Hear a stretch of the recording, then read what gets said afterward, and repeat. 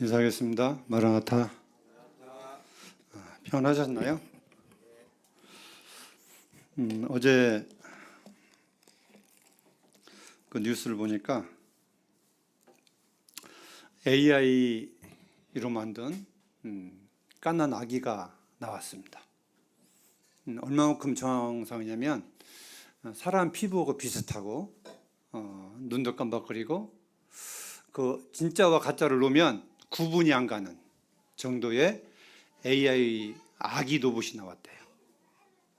그래서 유럽에서는 이런 가짜 아이를 데리고 나와서 진찰한다고 데리고 나오는 종종 이런 일이 있대요. 그래서 유럽에서는 AI 로봇 병원 금지 법 이렇게 지금 만들려고 하고 있답니다. 이 로봇 시대가 얼마만큼 가까워 왔는지 진짜와 가짜를 구분하기 힘든 이런 시대에 지금 우리가 살고 있습니다. 피부로 같았습니까? 눈으로 안 보셔서 잘 모르시겠죠. 근데 제가 TV를 보니까 진짜와 가짜를 놨는데 구분이 안 갔습니다. 좀 저하고 똑같은 사람을 만들어서 TV에 나와서 가짜로 이렇게 얘기를 하면 목소리 다 똑같으니까 다 속아 넘어갈 정도로 구분이 안 가는 이런 시대에 우리가 지금 살고 있습니다. 이런 시대는 주님의 오심이 가까운 마지막 시대라고 믿습니다. 오늘이 6월 1일입니다. 5월 달은 가정의 달입니다. 6월 달은 무슨 달이죠? 보훈의 달이라고 합니다. 6월 6일 현충일이 있고 6월 25일 6.25 사변이 일어난 그러한 시기입니다. 보훈의 달은 어떻게 하라고 만들어 놓은 거죠? 나라를 위해서 희생하시고 돌아가신 분들을 기억하고 이렇게 대접하라고 만들어 놓은 달입니다. 그 서울의 그 국립묘지에 제가 몇 번 가봤는데 거기는 나라를 위해서 목숨을 바친 수많은 사람들이 비가 서 있습니다. 셀 수 없을 정도로 많은 사람들의 비석이 있습니다. 또 대전 현충원에도 그런 사람들이 있습니다. 우리가 지금 민주주의에 살고 있는데 이 민주주의에 살고 있는 이 은혜는 그런 사람들의 희생이 있었기 때문에 지금 민주주의가 하고 있다. 물론 하나님의 은혜는 첫째고요. 하나님의 은혜 가운데 희생들이 있었기 때문에 오늘날 우리가 이렇게 자유진영에서 마음껏 복음 전하고 예배드리고 살 수 있다는 이런 사실 생각할 때 감사함이 있습니다. 오늘 주일날 주님을 기념하면서 예배드리는 것도 마찬가지입니다. 우리는 주일마다 주님의 죽으심을 기념하면서 예배를 드리고 있습니다. 마치 보훈의 달, 나를 위해서 희생하신 분들을 위해서 우리가 기억하는 것처럼 우리는 죄인을 위해 땅에 오신 하나님이신 예수님을 기억하고 기념하면서 예배 드리고 있습니다. 그런 걸 생각하면서 우리 마음 가운데 살아야 될 목적과 이유를 우리가 잊지 말고 살아가야 되겠습니다.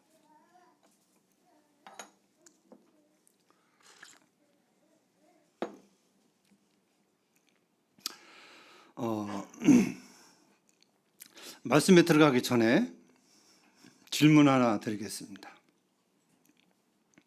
사람들이 살아가야 될 필수 조건이 뭐죠? 네? 의, 식, 주죠. 세 가지 중에서 가장 중요한 건 뭡니까? 식입니까? 식이라고 생각하시는 분? 두 분. 옷이라고 생각하시는 분? 옷은 없어도 빨가벗고 살겠어요? 그 다음에 그러면 잠자는 거라고. 잠자죠? 주는 집주자인데 잠자는 것입니다. 쉬는군요. 잠자는 거라고 생각하십니까? 잠자라고 생각하시는 분? 아무도 없나요? 다 중요한데 저는 잠자는 거라고 생각합니다. 왜 그런 줄 아세요? 밥은 하루 굶어도 괜찮습니다. 그죠? 옷은 안 입어도 괜찮은데 참 하룻밤 못 자면 어떻게 돼요? 정신이 해롱해롱해요. 해롱. 이틀 안 자면 제정신이 아닙니다. 잠을 못 자면 정말 힘듭니다. 그렇죠? 그래서 그 죄인을 고문할 때에 제일로 심한 고문이 뭔지 아십니까?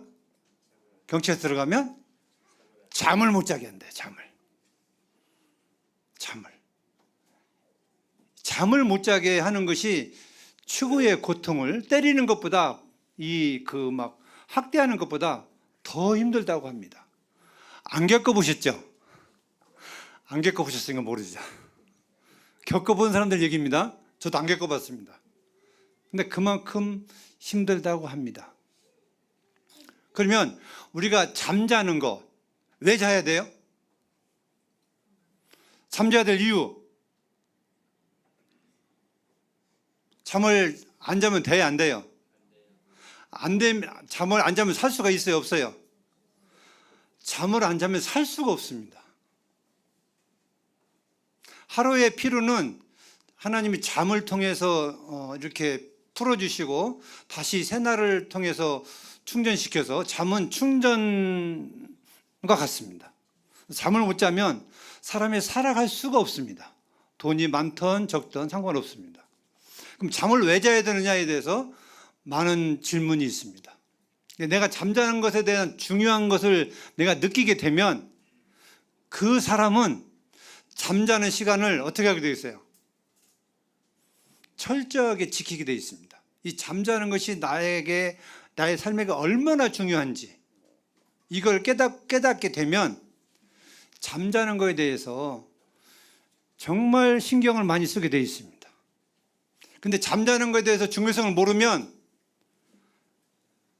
신경을 안 쓰고 또 더 나아가 밤을 낮섬어서 오락도 하고 게임도 하고 이렇게 하는 분들 참 많이 있습니다. 근데 분명히 하나님이 저녁을 주신 것은 사람을 쉬라고 잠자라고 주신 저녁이거든요. 게임하고 온라이트하라고 주신 밤이 아닙니다. 왜냐하면 사람이 정상적으로 살아가려면 이게 잠처럼 소중한 것이 없어요.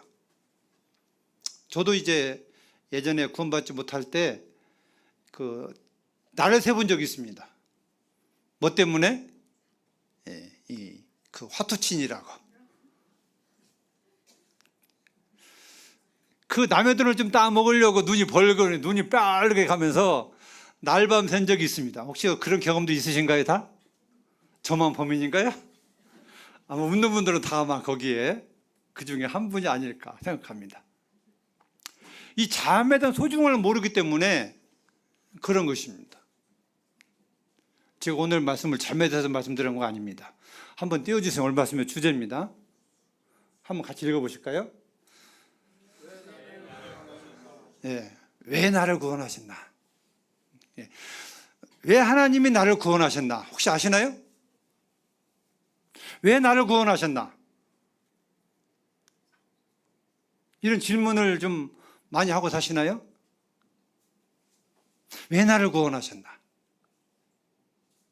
왜 나를 구원하셨는가에 대한 퀘션 마크를 성경에서 찾아보고 하나님의 음성을 들으면 하나님 나를 구원하신 목적을 알게 될 때에 내 삶이 달라지게 되어 있습니다. 근데 왜 나를 구원하셨나를 하나님 말씀에서 모르면, 깨닫지 못하면 그냥 구원과 삶은 따로따로 가게 되어 있습니다.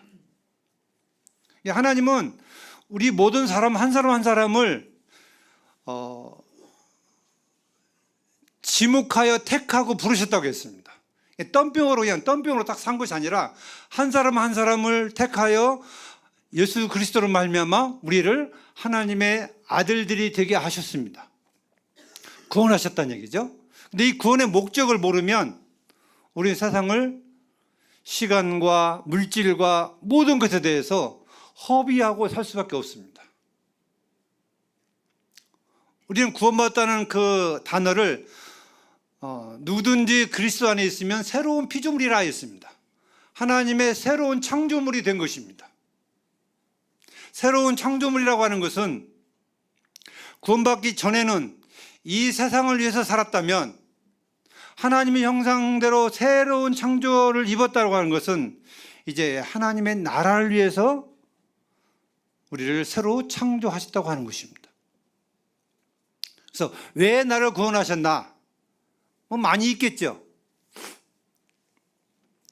또 사람마다 다 다르겠죠. 근데 가장 중요한 것은 바로 우리가 삶 속에서 무엇을 해야 되냐면, 다시 한번 띄워줘 보세요. 여기 답이 있습니다. 한번 같이 해보실까요? 시작. 왜 전도해야 되나? 왜 우리가 전도해야 되죠? 우리가 지금 전도 집회가 이제 한 열흘 남짓 남았습니다.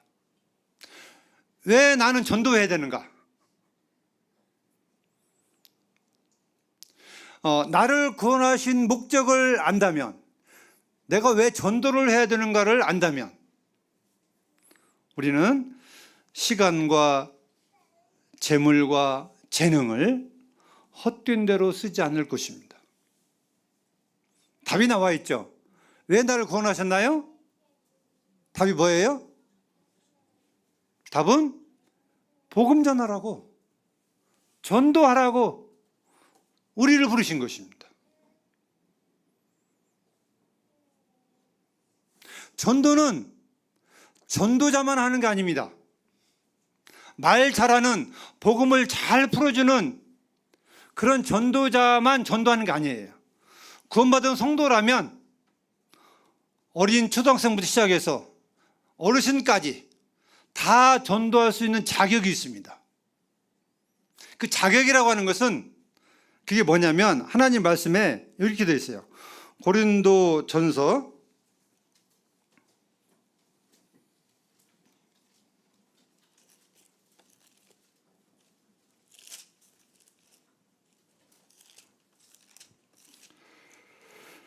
1장 18절 한번 읽어보실까요? 18절 같이 시작. 십자가의 도가 멸망하는 자들에게는 미련한 것이요 구원을 받는 우리에게는 하나님의 능력이라. 여기 십자가의 도가, 이 십자가의 도는 아시죠? 예수님 십자가에 못 박혀 죽으셨습니다. 죄 때문에. 이 사실을 깨달은 사람은 구원받은 사람들입니다. 구원받는 것이 뭐냐고 이렇게 질문할 때에 이 십자가의 도, 예수님 왜 죽으셨는지를 알고 깨닫는 것입니다. 근데 이 십자가의 도는 뭐냐면 말씀의 말씀, 십자가의 말씀을 믿는 자들에게는 구원받지만 믿지 않는 자들에게는 미련한 것이다, 멸망에 가까운 것이다 고 말씀하고 있습니다. 구원받은 사람은 어떻게 하면 구원받는지에 대해서 방법을 알고 있다고 하는 거예요. 이렇게 하면 지옥 가고 이렇게 하면 천국 간다, 구원받는다, 이 진리를 아주 단순하게, 아주 간단하게, 명료하게 우리 그 사실을 알고 있다고 하는 것입니다. 이게 알고 있는 사람은 누구든지 그 길을 가르쳐 줄 수 있는 자격이 있고 능력이 있다고 하는 거예요. 그래서 전도는 말씀을 잘 풀어주는 사람만이 전도자가 아니라 모든 사람이, 갖고 받는 사람이라 할지라도 나는 천국 갈 수 있는 길을 알기 때문에 그 길을 가르쳐 주는 것이 전도고 전도자인 것입니다.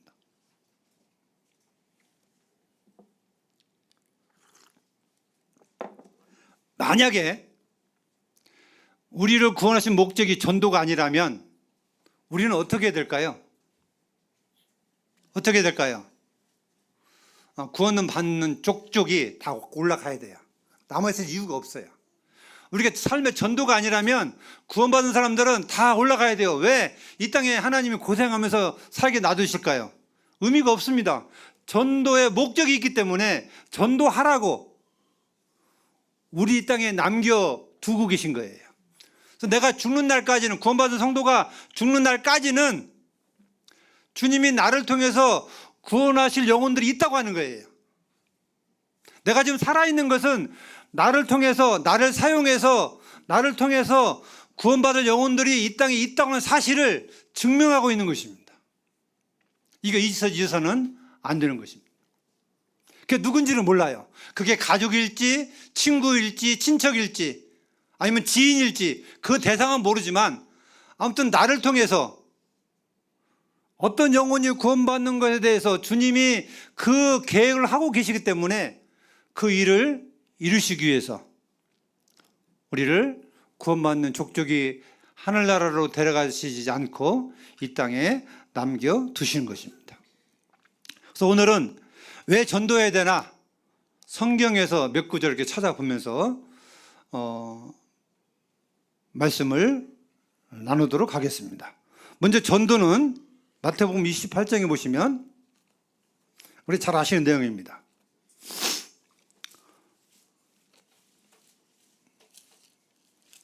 좀 말씀을 빨리빨리 찾겠습니다. 다 아시는 말씀 내용이지만 기억을 되살리기 위해서 같이 성경을 보기를 원합니다. 18절부터 보시면 예수께서 나와 말씀하여 이르시되 하늘과 땅의 모든 권세를 내게 주셨으니 예수님이 부활하신 후에 하신 말씀입니다. 그러므로 너희는 가서 모든 민족을 제자로 삼아 아버지와 아들과 성령의 이름으로 침례를 베풀고 내가 너희에게 분부한 모든 것을 가르쳐 지키게 하라. 볼지어다 내가 세상 끝날까지 너희와 항상 함께 있으리라 하시니라. 이게 하나님의 명령이고 주님의 명령입니다. 이건 해도 되고 안 해도 될 문제가 아니라 어명이 어명, 왕이신 우리 예수님의 어명으로 우리는 받아들여야 돼요. 그래서 그 줄을 넘기셔서 디모데후서 4장 1절 2절입니다. 같이 한번 읽어보실까요? 시작. 하나님 앞과 살아있는 자와 죽은 자를 심판하실 그리스도 예수 앞에서 그가 나타나실 것과 그의 나라를 두고 엄히 명하노니 너는 말씀을 전파하라. 때를 얻든지 못 얻든지 항상 힘쓰라. 범사의 오래 참음과 가르침으로 경책하며 경계하며 권하라. 여기 보시면 1절의 말씀을 우리가 엄히 받아야 됩니다. 하나님 앞과 살아있는 자와 죽은 자를 어떻게 하시려? 심판하실 그리스도 예수 앞에서 그가 나타나실 것과 그의 나라를 두고 엄히 명하노니. 엄히 명하노니. 이 엄히 명한다는 말은 정말 높으신 분이 낮은 사람들에게 왕이 신하에게 명령하는 것입니다. 엄히 명한다. 엄이라는 단어를 썼는데 웬만하면 쓰지 않을 것 같은데 엄이라는 낱말을 마음에 새기시고 2절에 너는 말씀을 전파하라. 복음을 전파하라.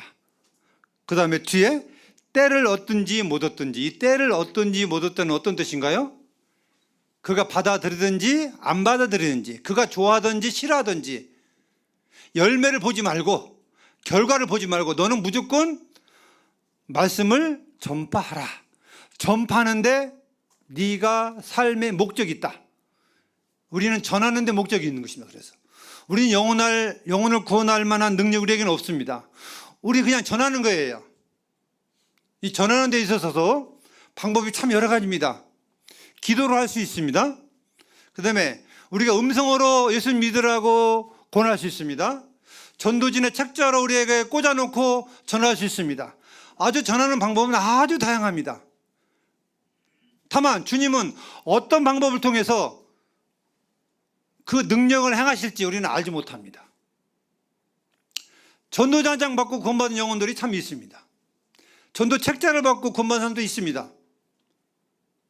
우리가 복음 전하려면 사귀고 물질 투자하고 뭐 이렇게 막 기도하고 이런 거 많이 필요합니다. 근데 주님은 어느 장소 어느 곳에서 구원의 역사를 이루지 못하기 때문에 우리는 기회가 있는 대로 전도지를 꼽든지 말을 하든지 기도하든지 어쨌든 어떤 분은 밤중에 아무도 안 듣는데 밤에 나가서 주 예수를 믿으라 그러면 너와 내 집이 구원을 얻으리라 이렇게 외쳤대요. 근데 그 말씀을 듣는 어떤 집에서 역사가 일어난 것입니다.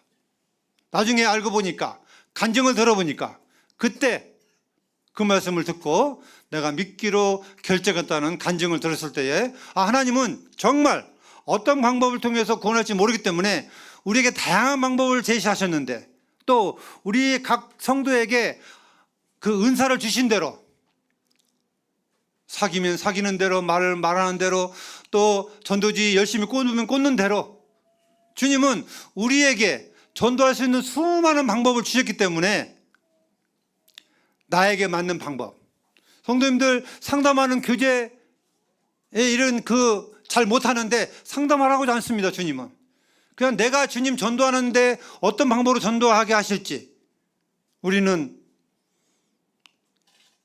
힘쓰는 것이 필요하다는 것입니다. 여기 2절 보시면 때를 얻든지 못 얻든지 뭐라고 했어요? 항상 힘쓰라 있어요. 항상. 언제요? 항상 힘쓰래. 이 항상이라는 말은 어떤 뜻이죠? 네? 매일의 삶 속에서, 아마 잠자는 시간 이외에는 살아있는, 내가 움직이는 이 공간에서는 항상, 이 항상이라는 말은 항상 기뻐하라, 쉬지 말고 기도하라, 거기 말씀과 동일하게 내가 숨쉬고 있는, 살아있는, 움직이는 그 공간에서 이 복음 전하고 말씀 전하기를 힘쓰라고 얘기하고 있는 것입니다. 이 힘쓰라는 얘기는 왜 힘쓰라고 얘기했을까요? 잘 되니까 그렇게 하셨을까요? 안 되니까 그렇게 하셨을까요? 잘 안 되니까 힘쓰라고 한 것입니다. 예, 잘 안 되는 건 주님이 힘쓰라고 하신 거예요. 힘쓰지 않으면 안 되는 것입니다. 힘써서 항상 해야 되는 것입니다. 이게 하나님의 명령인 것입니다. 그 다음에 두 번째로 누가복음 16장에 보시면 거기 부자와 거지 나사로 이야기가 나옵니다. 아시죠? 왜 우리가 전도해야 되죠? 무엇 때문에? 지옥이 있기 때문에. 지옥이 있기 때문에. 지옥이 있기 때문에 우리가 전도해야 되는 것입니다. 안 믿는 사람들은, 가족이나 친척이나 모든 안 믿는 사람들은 천국을 불신하고 지옥을 불신합니다. 안 믿어요. 안 믿는 이유가 뭐냐? 왜 안 믿어요? 눈에 안 보이니까. 그리고 교만합니다. 하나님의 말씀이 있다고 하는데 하나님의 말씀을 멸시하는 것입니다. 형제님들, 자매님들, 지옥이 있다는 증거를 어떻게 영혼들에게 알려주십니까? 지옥이 있다는 증거를 대보라고 하면 어떻게 하시겠습니까? 성경도 안 믿어요. 어떻게 하시겠습니까? 지옥이 있다. 죽은 즉시 부자가 간 그 음부에 갈 것이다. 그런데 나는 안 믿어. 증거 대봐 하면 증거들 어떻게 되겠습니까? 될 수 있습니까? 그런 질문을 받아본 적 있으신가요? 증명을 해줘야 되잖아요. 그냥 안 믿는 사람들은 눈에 안 보이니까 없다고 생각하거든요. 눈에 안 보이니까 안 믿거든요. 그럼 그들의 말대로 한다면 눈에 안 보이면 다 믿어야 되거든요. 공기 눈에 보이나요? 안 보입니다. 전파 보이나요? 안 보입니다. 안 보이는 게 많습니다. 실제적으로 존재하는 것들이 참 많아요. 저는 그 이유 중 하나를 어떻게 얘기하냐면, 세상에 존재하는 보이는 것, 보이지 않는 것 중에 보이지 않는 것들이 참 많이 있는데, 세상에서 존재하는 보이는 것, 보이지 않는 것 통틀어서 없는 것이 없다. 뭐가 없냐면 이름이 없는 것이 없어요. 존재하고 있는 것 중에 이름이 없는 거 있습니까? 존재하기 때문에 이름이 있는 거예요. 그죠? 존재 안 하면 이름이 있어요, 없어요? 만들 필요도 없고 이름이 없는 것입니다. 존재하기 때문에 이름이 있는 거예요. 보이든 보이지 않다. 그럼 지옥이라는 그 낱말은 있기 때문에 언어가 돌아다니고 있기 때문에 사용하는 것입니다. 이게 일단 증거예요. 지옥 이런 낱말이 없다면 지옥이 없을 것 같은데 지옥이란 말이 있고 뜻이 있기 때문에 지옥이 확실히 있는 것이다. 그 말이 얼마나 통할지 모르겠지만 그렇게 얘기를 제가 해주곤 합니다.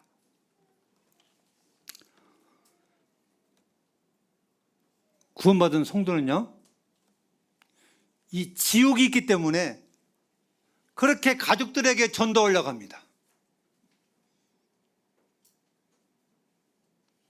구원받은 순간 믿지 않으면 지옥 가기 때문에 그렇게 복음을 전하려고 몸부림을 치는 성도들이 참 많이 있습니다. 시간과 물질과 모든 걸 동원해서.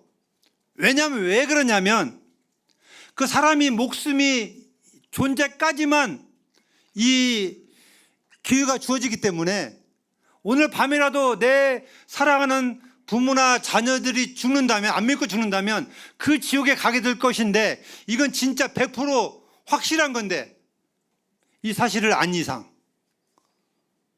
가만히 있을 수가 없는 것입니다. 만약 가만히 있다면 그건 비정상적인 사람이에요. 안 그런가요? 저는 그렇게 생각해요. 지옥이 있는지 내가 알고 있는데 자식이나 부모나 친척이나 이런 사람에게 별로 예수님에 대해서 복음도 안 전하고 관심이 없다면 그건 제정신이 아닌 거예요. 그건 안다고 믿는다고 할 수가 없는 거예요. 앞으로 5분, 10분, 1시간 후, 2시간 후 내일이면 내 목숨이 끊어지면 당장 그거 들어갈 판인데 내가 한 번도 입을 안 열었다? 전도 안 했다? 그럼 나중에 그 가족이 지옥 가서 뭐라고 할까요? 믿는 나를 보고 어떻게 생각할까요? 이건 양심적으로나 이건 모든 이치적으로나 이건 말이 안 되는 것입니다.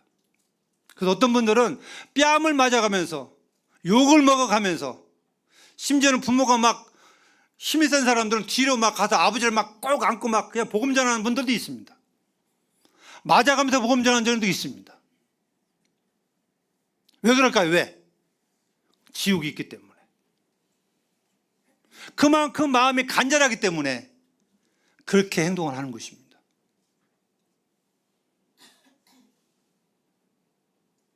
그러니까 내가 구원받은 이후 내가 천국을 알고 지옥을 알고 이런 상황에서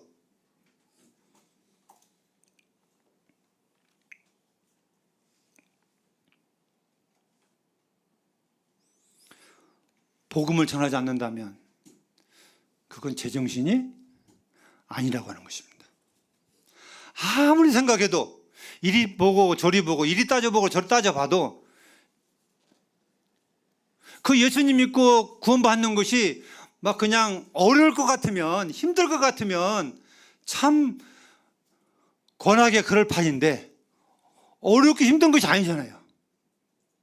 그 구원받지 못한 가족들이 그 교만한 마음을 내려놓고 하나님 알기를 조금만 힘쓰고 원한다면 언제든지 하나님의 은혜를 깨닫게 되고 은혜를 믿게 될 판인데 구원받는 것처럼 쉬운 것이 없는 것인데 믿고 나니까 그 사실을 믿지 않기 때문에 지옥 간다는 사실을 아는 사람은요 가만히 있을 수가 없는 것입니다. 그래서 우리는 복음을 전할 때마다 불쌍히 여겨야 되는데 불쌍히 여겨다는 얘기는 지옥이 있기 때문에 불쌍히 여겨야 되는 것입니다. 돈이 아무리 많으면 뭐예요? 아무리 많이 배우면 뭐예요? 아무리 지식이 많으면 뭐합니까? 순간 그 목숨이 끊어지면 복음을 거절한 대가로 어떻게 돼요? 데살로니가 후서 1장에 보시면 거기 좀 보겠습니다.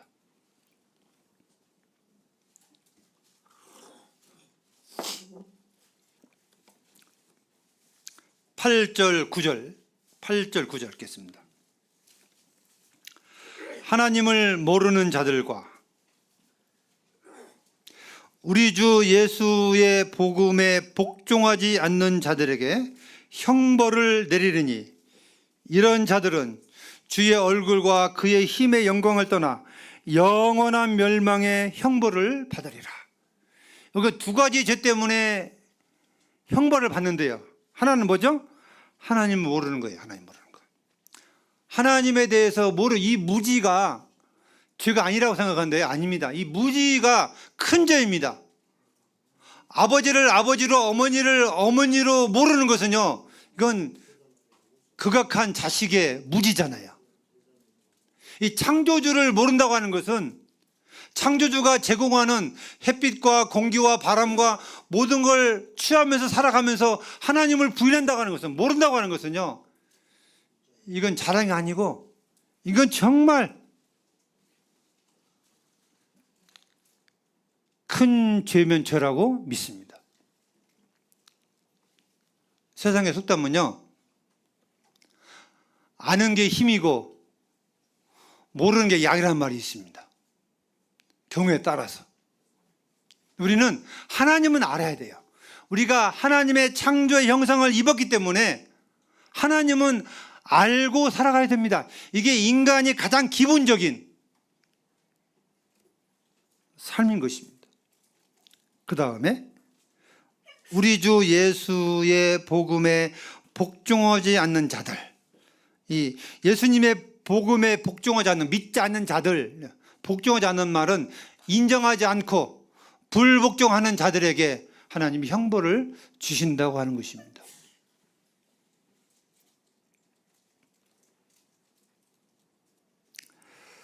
저는 다양한 성도들의 전도하는 삶을 봤습니다. 아주 다양합니다. 그 열심도 또 그 모든 그 과정도 참 대단한 분들이 참 많이 있습니다. 눈물 날 정도로 간절한 성도들이 참 많이 있습니다. 우리는 지금 자유진영에 있기 때문에 복음을 전해도, 침례식을 행해도, 찬양을 크게 나가도 외쳐도 아무도 잡아가지 않습니다. 근데 지금도 이북에는 사회주가는 복음을 철저하게 반대하고 있고, 복음을 전하면 잡아가는, 저기 탄광으로 끌려가는, 언제 죽을지 모르는 이러한 가운데 그렇게 한다고 복음을 안 전하나요? 더더욱 감옥에 가면 감옥에서 복음을 전합니다. 사도 바울이 그랬죠? 사도 바울이 감옥에 가면 감옥에서 복음을 전하는 분이 사도 바울이에요. 매를 맞아가면서, 쇠고랑을 차가면서 복음을 전한 분이 사도 바울이십니다. 사도 바울 생애를 보면 온통 뭐예요? 복음의 복음. 그럼 죽는 날까지 복음을 위해서 택장을 받았고 복음을 위해서 살았습니다. 사도 바울은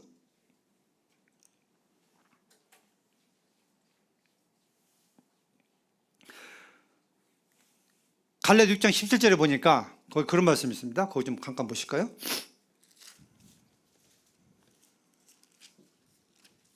갈라디아서 6장 17절.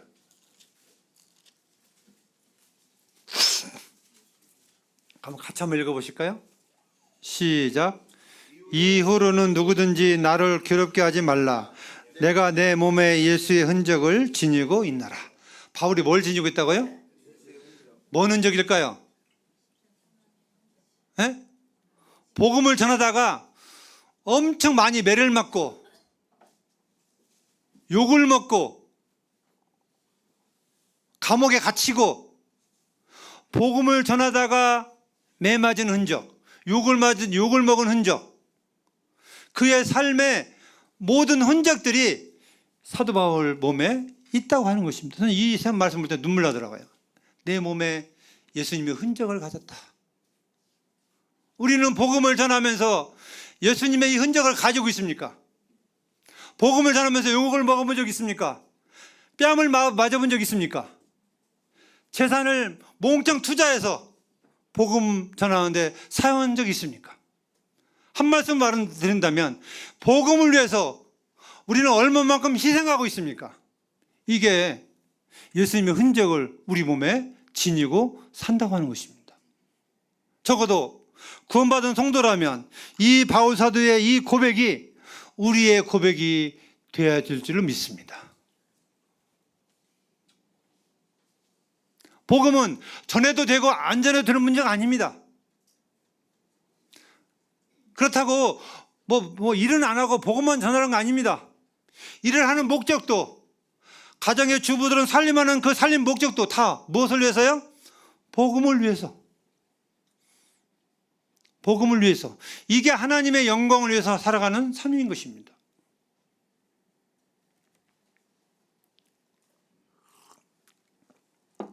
복음을 안 전하면 어떤 일이 벌어질까요? 시간이 많이 됐기 때문에 몇 구절만 찾아보겠습니다. 에스겔서 3장. 에스겔서 3장입니다. 시간 관계점 제가 빨리 읽어드리겠습니다. 3장 16절부터 보시면 7일 후에 여호와의 말씀이 내게 임하여 이르시되 인자야 내가 너를 이스라엘 족속의 파수꾼으로 세웠으니, 이 파수꾼은 뭔 뜻이죠? 파수꾼, 이건 지키는 자입니다. 지키는 자고, 또 이 어떤 말을 전하기 위해서 대리로 세웠다는 얘기입니다. 파수꾼으로 세웠나니 너는 내 입의 말을 듣고 나를 대신하여 그들을 깨우치라. 18절 가령 내가 악인에게 말하기를 너는 꼭 죽으리라 할 때에 내가 깨우치지 아니하거나 말로 악인에게 일러서 그의 악한 길을 떠나 생명을 구원하지 아니하면 그 악인은 그 죄악 중에 죽으려니와 내가 그의 핏값을 내 손에서 찾을 것이고, 네가 악인을 깨우치되 그가 그의 악한 마음과 행한 행위에서 돌이키지 아니하면 그는 그 죄악 중에 죽으려니와 너는 생명을 보존하리라. 이 말씀 내용을 아시죠? 악이나 죄이나 믿지 않는 사람들에게 전도해서 안 들으면 그들은 안 듣기 때문에 그들의 죄값을 받지만, 만약에 너희들이 안전해서 그들을 모르는 가운데 죽는다면 어떻게 한다고요? 죄값을 우리에게, 파수꾼에게, 전도자에게 묻는다고 하는 것입니다. 참 무서운 말씀이죠. 묻는데요. 그러면서 사도 바울은 고린도전서 9장인가요? 거기 좀 보겠습니다.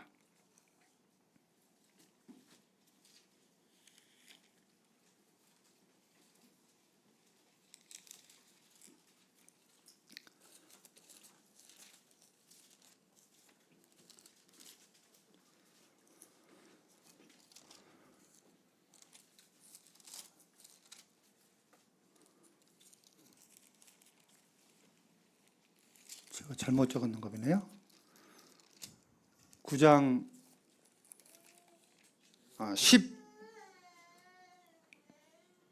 16절 같이 한번 읽어보실까요? 시작. 내가 복음을 전할지라도 자랑할 것이 없음은 내가 부득불할 임이라. 만일 복음을 전하지 아니하면 내게 화가 있을 것임이라. 구약도 말씀하셨고 신약의 사도 바울을 통해서 복음을 안 전하면 누구에게 화가 있다고요? 내한테 화가 있대요. 이거 어떻게 감당할지 모르겠습니다. 이게 복음은, 전도는 부득불이라는 뜻이 알죠? 꼭 해야 된다, 안 하면 안 된다는 뜻이에요. 안 하면 책임을 묻겠다고 하는 것입니다. 누가요? 하나님께서. 그럴 때 그럴 이유가 됩니다. 왜냐하면 나를 구원하신 목적이 거기에 있는데 이 목적대로 안 살면 그건 책임을 물 수밖에 없는 거잖아요. 그죠?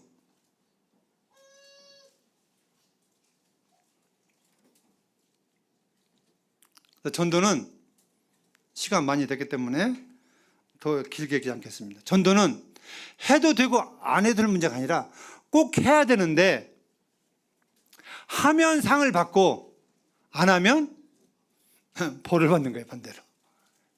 그죠? 전도하면 다니엘서 12장에 보시면 많은 사람을 옳은 대로 한 자는 하늘의 별과 같이 빛난다고 했어요. 전도는 열매는 하나님이 하십니다. 하나님이 거두시는 거예요.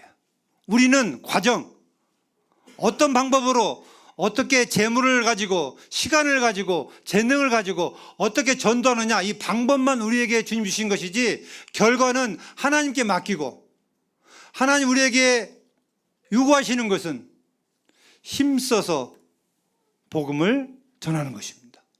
힘써서.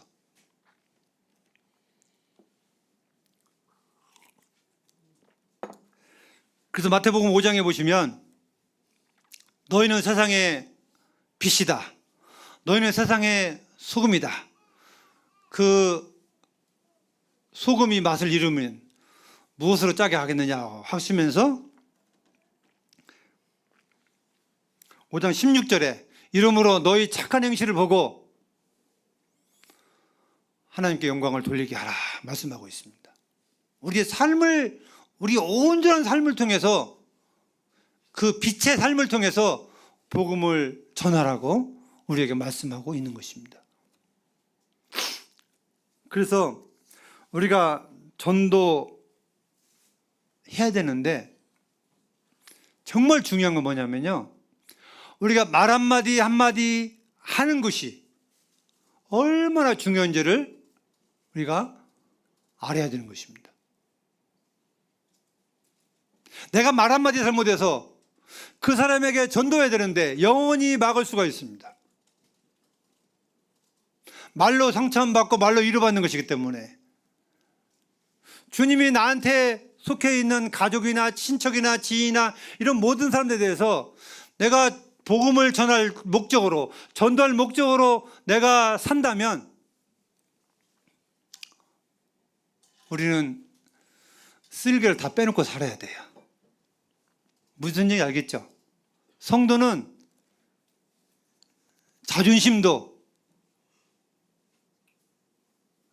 이런 모든 걸 다 내려놓고 그 영혼이 구원만 받는다면 나는 그 사람 밑에 발바닥에 눌러 있어도 나는 좋다. 이런 마음을 가지고 말이나 행동을 해야만 그 사람의 마음을 얻지, 그렇지 않으면 그 마음을 얻을 수가 없습니다. 사단은 교묘하게 이 복음을 전하는 걸 막습니다. 우리가 복음 전하는 데 있어서 다양한 방법이 있지만 사단도 다양한 방법으로 이 복음 전하는 길을 막고 있습니다. 내가 알게 모르게. 우리는 신경을 바짝 써야 되는데 복음을 전하는 삶에다가 신경을 쓰고 살아야 됩니다. 그래서 말을 할 때나 누굴 사귈 때나 시장 가서 무슨 반찬 하나를 살 때에도 자매들 막 깎으려고 하지 마세요. 내가 난주 전도 목적으로 반찬도 사고 시장 뭐도 사고 전도 목적으로 해야 돼요. 전도 목적으로 한다면 깎아요, 안 깎아요? 못 깎죠. 내가 전도 목적으로 어떤 상인을 내가 대한다면 나중에 그 사람 구원 받아봐요. 내 속이 뭐가 되겠어요? 깎는다. 엄청 깍쟁이에 깎는다 생각해보세요. 뭐 믿는 사람 저런 사람이 다 있어. 복음 전할 수가 없습니다. 전도는 그냥 다 퍼줘야 돼, 퍼줘. 퍼줘야 전도가 되지. 그렇지 않으면 내 유익, 내 일속을 차리면 전도가 될 수가 없습니다.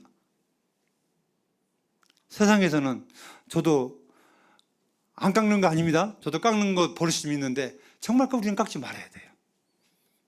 복음을 전하기 위해서 그렇습니다. 사귀기 위해서 그렇습니다. 오히려 더 줘야 돼요.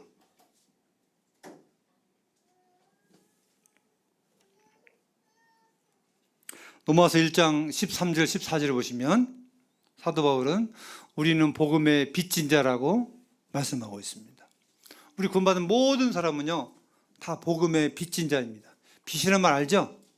누군가가 나를 주기 위해서 기도하고 헌신하고 또 이런 모든 것들을 희생했기 때문에 내가 복음을 듣게 되었고 구원받게 되는 것입니다. 내가 스스로 한 거 아니에요. 그런 사람으로서 내가 하나님 앞에 복음의 빚진 자입니다. 그것이 가족이 될 수 있고 지인이 될 수 있고 친구가 될 수 있습니다. 교회 선생님이 될 수가 있습니다. 그래서 우리는 복음의 빚진 자이기 때문에 그 빚을 받기 위해서 우리는 복음을 전해야 하는 것입니다.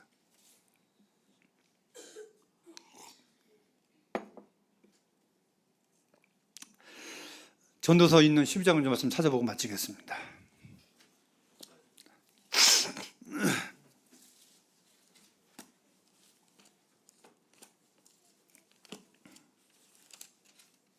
전도서 12장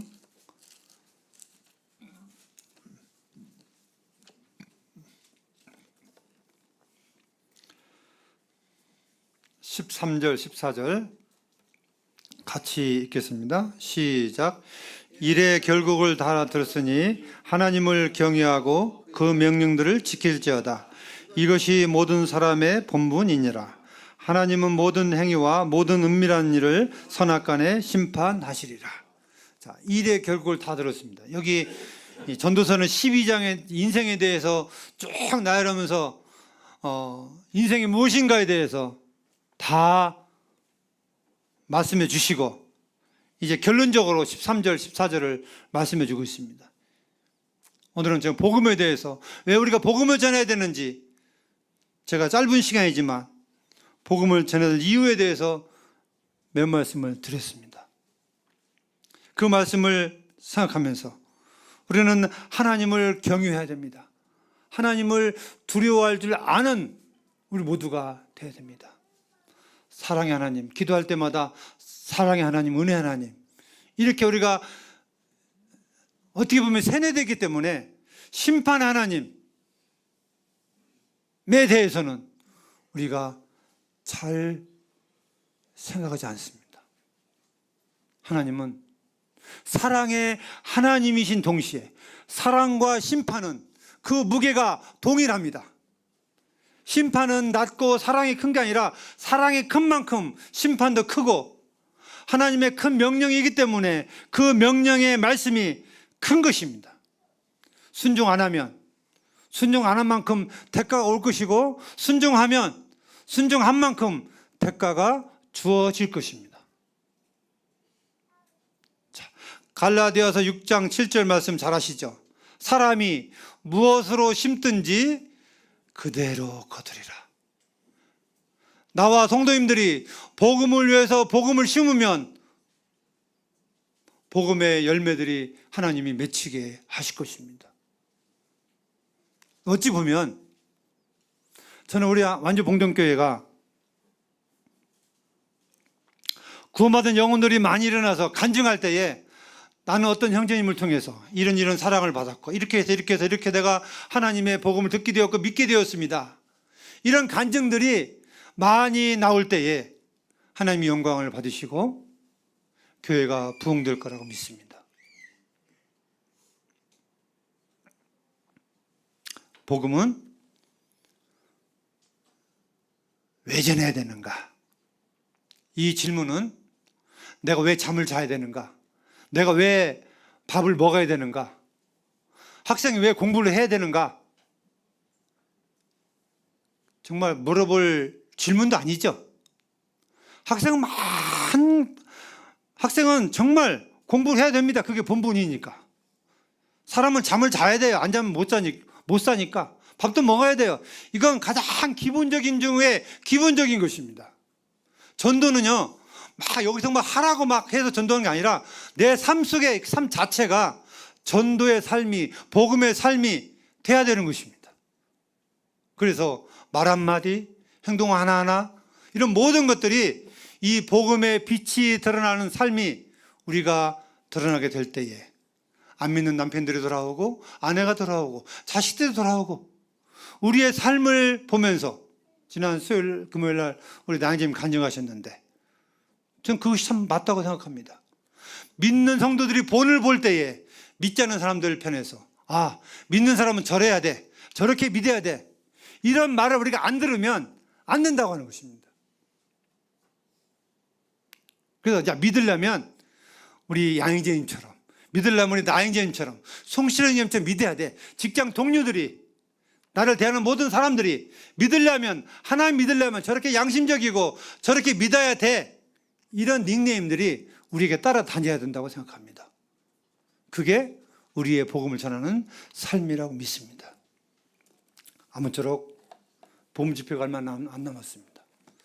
남은 시간이라도 열심히 최선을 다해서 주님 앞에 기도하시고, 어떤 사람은 아침에 일어나면 주님 오늘 나에게 한 영혼 보내주시옵소서, 오늘 나에게 한 영혼 붙여주시옵소서, 내가 복음을 전하겠나이다, 그렇게 하고 시작한대요. 성도님들의 삶이 복음의 삶이 되어서 주님의 영광이 나타나기를 바랍니다. 감사합니다.